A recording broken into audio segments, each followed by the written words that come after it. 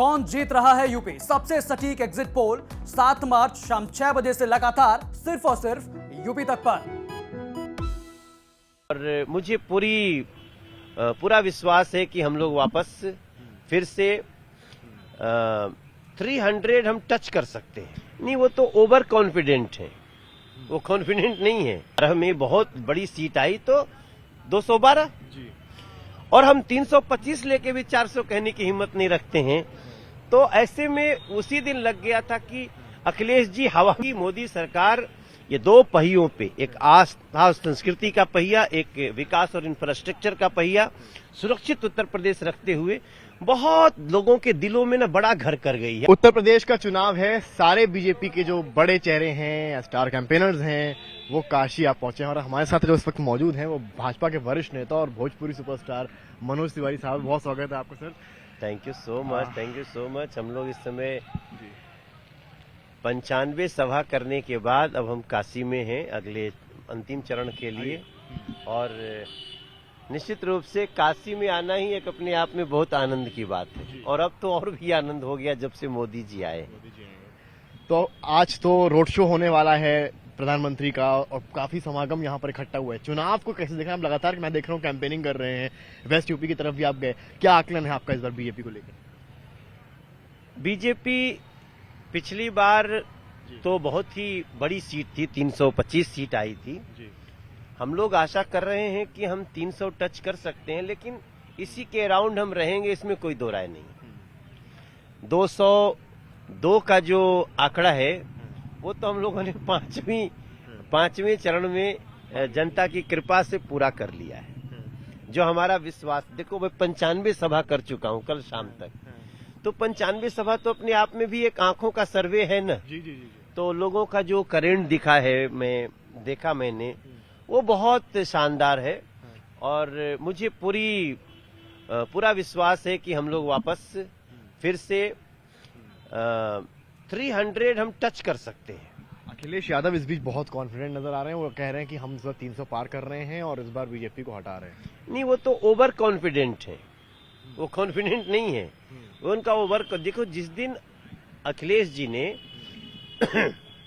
बोला कि हम 403 में 400 सीट पाएंगे, उस दिन मैं समझ गया कि he is not serious about this election.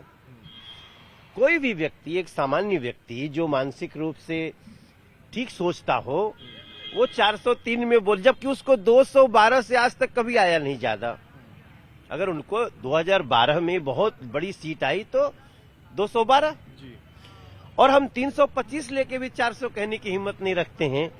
तो ऐसे में उसी दिन लग गया था कि अखिलेश जी हवा में ज्यादा है। इस बार जो है उन्होंने शायद मुलायम सिंह यादव का फॉर्मूला यूज किया, स्मॉल कास्ट को एक साथ जोड़ना, राजभर हो या संजय चौहान हो। आपको क्या लग रहा है? क्योंकि नॉन यादव ओबीसी ऐसी चीज है, इसके दम पर बीजेपी ने सरकार बनाई, तो इस बार अखिलेश ने भी वही किया।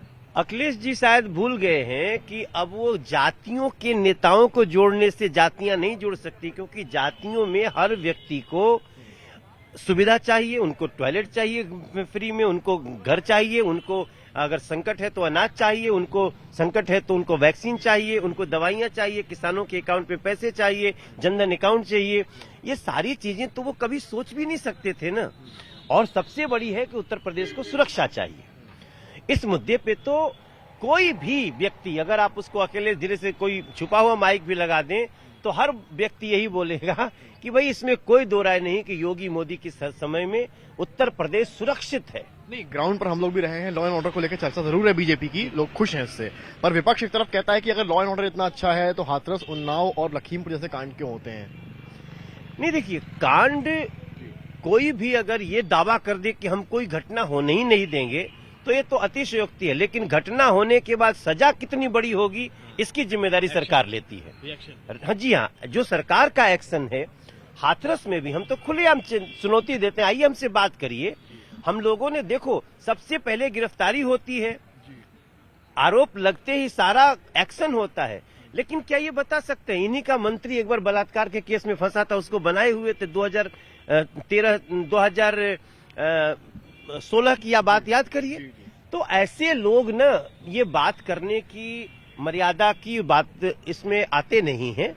और योगी मोदी सरकार ये दो पहियों पे, एक आस्था और संस्कृति का पहिया, एक विकास और इंफ्रास्ट्रक्चर का पहिया, सुरक्षित उत्तर प्रदेश रखते हुए बहुत लोगों के दिलों में ना बड़ा घर कर गई है। अब ये सोच भी नहीं पाएंगे कि अब वो जातियों का खेल चलने वाला नहीं है, क्योंकि सभी को एक चीज चाहिए, सुरक्षित समाज, सुरक्षित बेटियां, सुरक्षित व्यापारी, सुरक्षित व्यापार, और सबसे बड़ी बात है कि संकट में हमारे द्वार पे सरकार। बाइपोलर चुनाव बोला जा रहा है, पर सुश्री मायावती को शायद हल्के में नहीं लेना चाहिए। कल उनका एक बयान नया सामने आया, उन्होंने कहा है कि हम सरकार बना रहे हैं और सरकार बनने के बाद बाबा को मठ में भेज देंगे। कोई बात नहीं, बाबा को मठ में भेजने के लिए बहुत सारे लोग हैं, लेकिन मठ उजाड़ने का मत सोचें। मठ में तो बाबा बहुत पहले से हैं और बहुत समय तक रहेंगे, लेकिन ये जो मठ तो एक संस्कृति है ना, तो व्हाई आर यू अटैकिंग मठ? आप ये बोलते हुए आप समझ में नहीं आता है कि आपके पुरखे, आपके सब भी वो भी इसी सन्यास आश्रम, मठ, संस्कृति, वेद, पुराण सब में हैं, और जिन्होंने इस पे हमला करने की कोशिश की उसको बोलने की बजाय बाबा को ही एकदम अटैक करते हैं। तो अब ये कुछ होने वाला नहीं है। देखो, मायावती जी को अगर किसी ने संकट से बचाया भी तो वो भी भारतीय जनता पार्टी। मायावती जी को मुख्यमंत्री बनाया किसने? भारतीय जनता पार्टी के सहयोग से बनी। तो बी टीम भी कहा जा रहा है मायावती को आपको?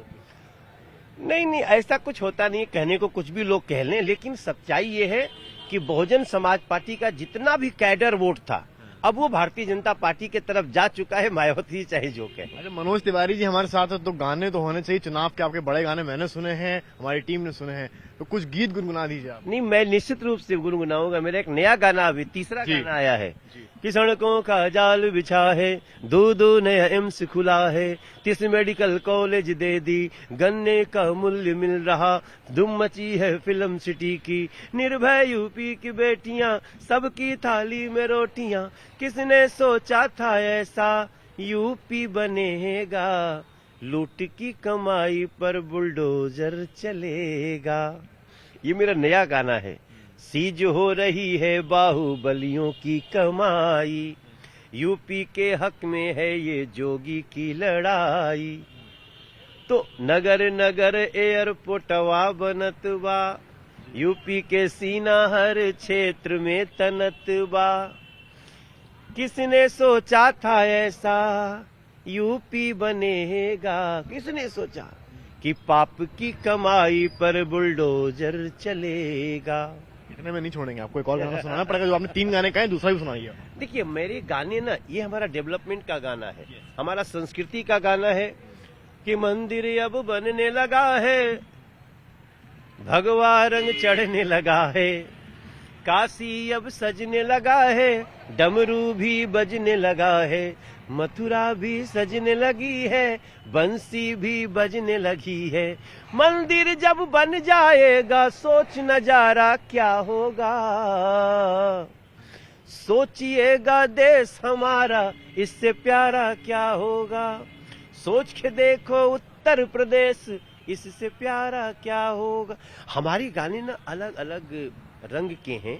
हमने ये भी गाना गाया है, मैं आज तक से शेयर करता हूँ कि जिस राज में बेटी मुस्काए उस शासन को चुनना चाहिए, जो सबको लेकर साथ चले उसकी धुन को सुनना चाहिए। ये हमारे गाने नहीं है, ये हमारी भावनाएं हैं जो उत्तर प्रदेश के लोगों से हमने सुनी और हमने शेयर किया।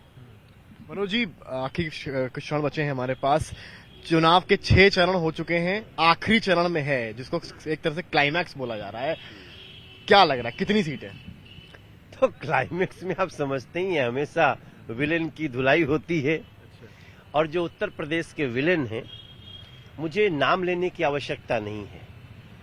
जो दंगाइयों को टिकट दे, जो राम भक्तों पे गोली चलाए, जो शासन में आने के बाद सिर्फ अपना घर भरे, जो भ्रष्टाचारियों को संरक्षण दे, जो आतंकवादियों के साथ फोटो खिंचवाए, जो इसी जहां हम खड़े हैं ना, यहां से बगल में संकट मोचन बम विस्फोट, पीछे दशाश्वमेध बम विस्फोट, उन बम विस्फोट करने वाले लोगों को भी अगर बचाने का कोई काम किया होगा तो वो तो क्लाइमेक्स में निश्चित रूप से आप समझ सकते हैं कि क्लाइमेक्स में उसकी धुलाई होती है और हीरो इज जनता।